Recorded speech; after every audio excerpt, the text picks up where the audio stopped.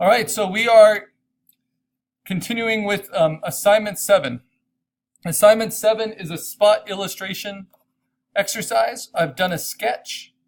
We're using a monster theme. And the only difference between it and the logo exercise is it doesn't need to be as graphically simple, but we are going to want vector black lines. So this has a lot of shapes in it, and I cleaned it up in Photoshop and it looked like this. And so one option we have is to take our cleaned up sketch and bring it into Illustrator and see how live tracing goes.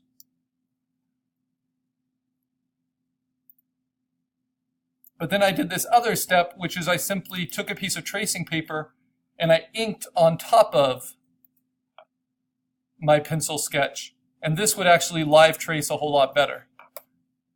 So sometimes it's worth taking the time just to ink something by hand.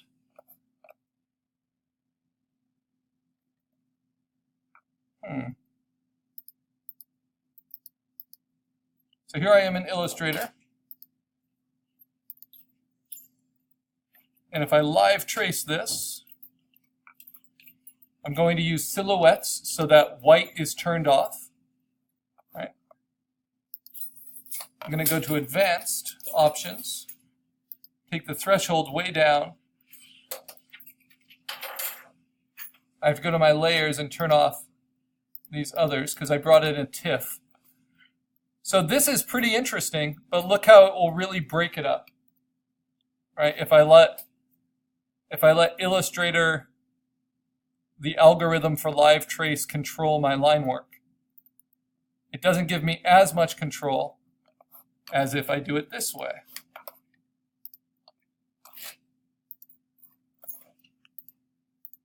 Which is to take my inked one.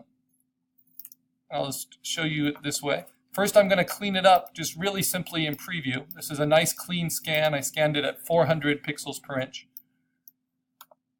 But if I go to Tools and I go to Adjust Color just in Preview, I can do Auto Levels. I can brighten it up. I can deepen just like levels in Photoshop, deepen the blacks, the black lines.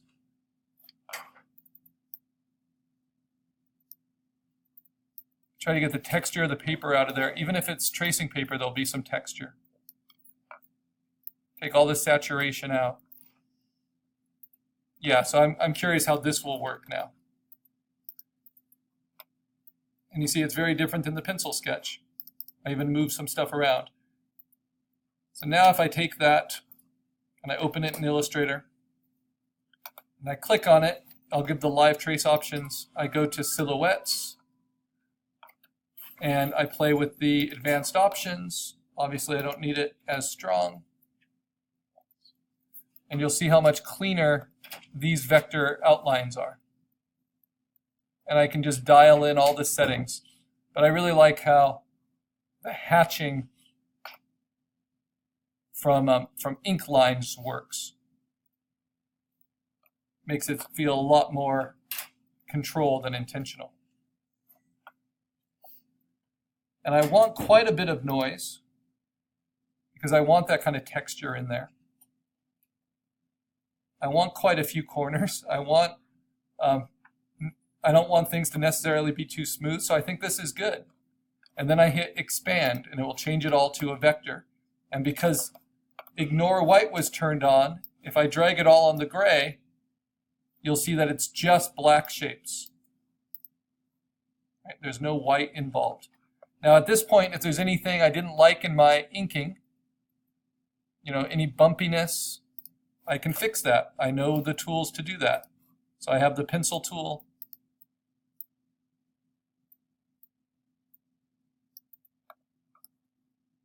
I have the smooth tool. But again, this isn't a logo, so I'm not going for perfectly smooth work. We want something with some personality. Kind of shows your interests and your point of view as an artist. And I could spend a lot of time cleaning it up. but that's not my main goal here.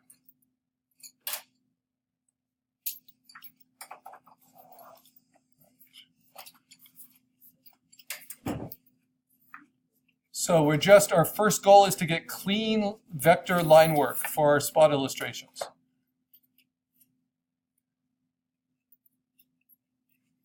And it gives us just more practice again in Illustrator, adapting what we have. Yeah, I think that all looks pretty good. So once I'm happy with that, I'm going to save it as an EPS. Let's move it all back here. Maybe even make it a little bit bigger. Not that it matters. They're all filled paths from live trace. And now I save it, file, save as. I don't even need to save it as an AI file because I don't need to work on it in Illustrator very much. Save it as an EPS to the desktop. Leave all the defaults on, especially make sure it's transparent. All right, now I can close Illustrator. I'm done with Illustrator for this assignment, as long as I'm happy with my clean line work. Now, what do? Well, I need to bring it into Photoshop to set up coloring. Just like we did for our color logos, if we were only going to color them in Photoshop.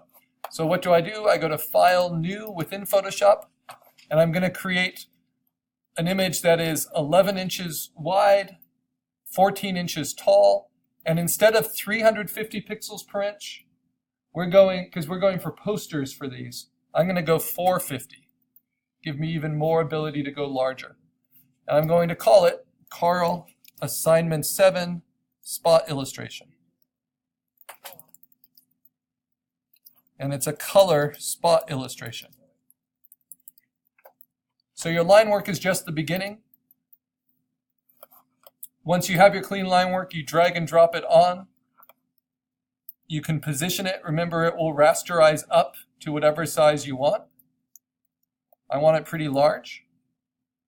And now if I zoom in, that line work came in as a smart object, right? So now it's using all that resolution to just really cleanly show my cutout, my vector shapes. And that's ideal.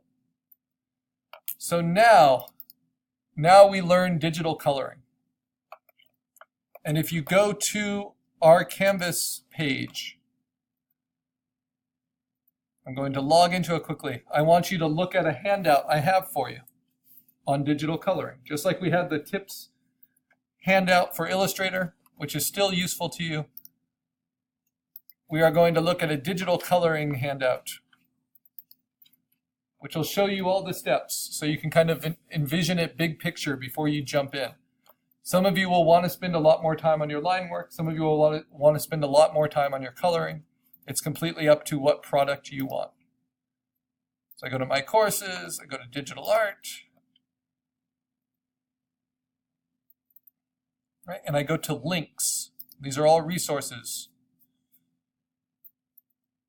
And that was the vector logo and Illustrator tips handout we used last time. That could still apply, especially if you're inking it in Illustrator with the blob brush. But for now, I want this, the digital coloring and painting handout. I'm going to download that just by clicking on it. Okay, then open it up just with preview. And here we see the difference between what's called digital coloring, which is in this little gray box with the lemon, right there, and digital painting, which is what's on the bottom with the kiwi and the apple.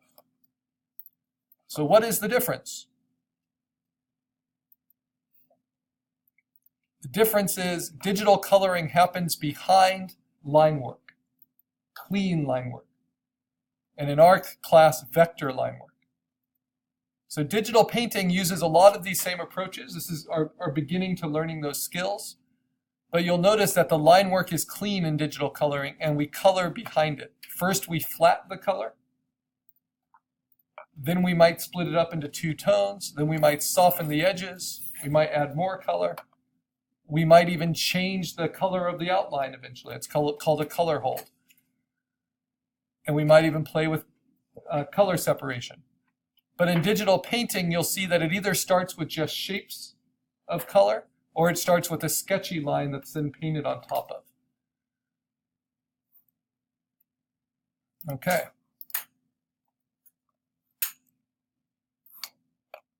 Another asset we can look at, and you have these on your computers,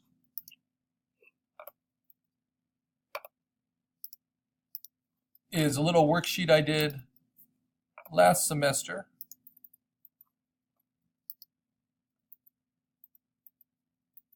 I just need to find where it went. But yeah, I'll show you that when I talk about different coloring options.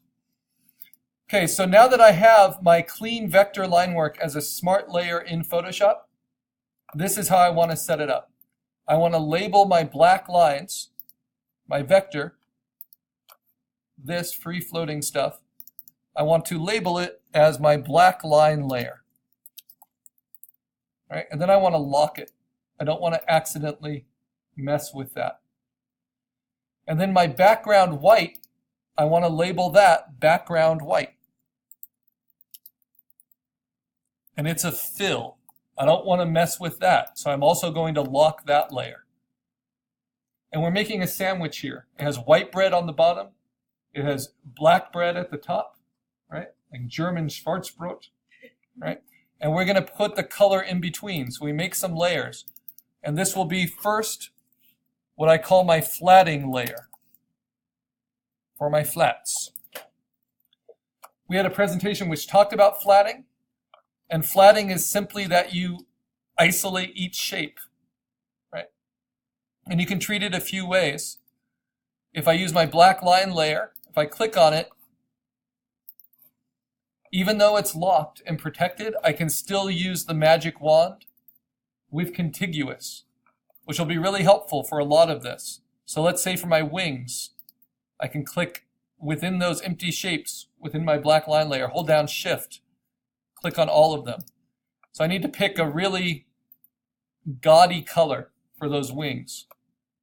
And I'm going to paint it into my flatting layers. And I'm just going to use my swatches here.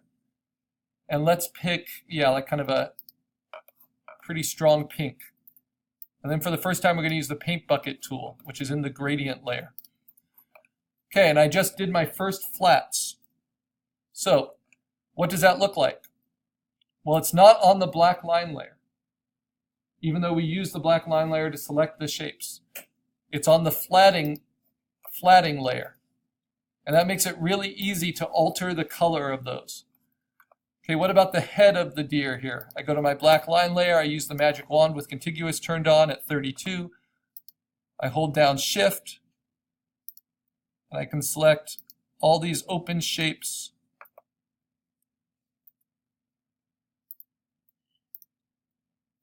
that I think apply to his head color, right? And then let's pick something. I'll pick something a little weird, maybe a green, just to kind of show you that flats don't really matter when you start. Right. Just help you get a sense of those are the colors. And then this little tuft here, I want that to be able to be a different flat color. So when I select that, and maybe select the rings around his eyes, I'll fill that in with something stronger or lighter. And I only have to click once and it will fill all of them in. Up, I missed a little green area. Now this is the most common entry-level digital job. It's kind of grunt work, just flatting. And again, it doesn't really matter what color you pick as long as they're distinct from each other, so they can be easily selected later. And if you want to match a color exactly, you can use the eyedropper tool. Get this green, and then flat it into there. Now the nose, I might want something different. I might want like a blue for that.